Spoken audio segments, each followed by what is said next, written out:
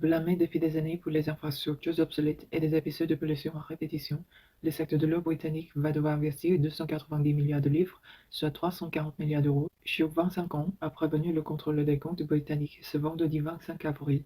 Privatisées depuis 1989, les compagnies des eaux britanniques pâtissent d'un sous-investissement chronique dans un système qui date en grande partie de l'époque victorienne. Et aujourd'hui, le secteur doit adhérer des investissements sans précédent, souligne le National Audit Office dans un communiqué. Selon le rapport, le gouvernement et les régulateurs ont échoué à attirer les investissements nécessaires.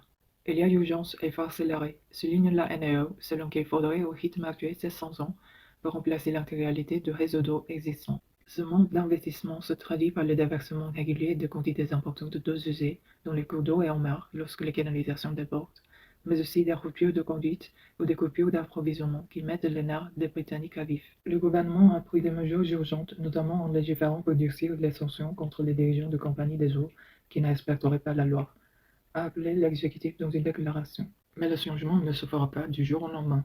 L'eau aux fautes, le régulateur de l'eau a de son côté autorisé les entreprises du secteur à augmenter leurs factures, ce qui permettra notamment d'améliorer la résilience de l'approvisionnement en eau et de réduire la pollution des eaux usées de 45% d'ici 2030, a-t-il indiqué.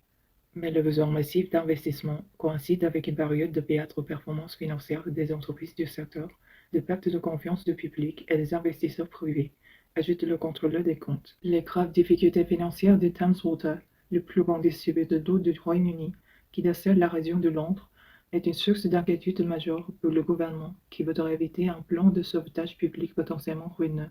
La justice britannique a récemment donné son feu vert à un nouvel emprunt de 3 milliards de livres de cette entreprise qui coule déjà sur la dette, pour lui permettre de se financer dans les mois qui viennent et lui laisser le temps de trouver un repreneur privé.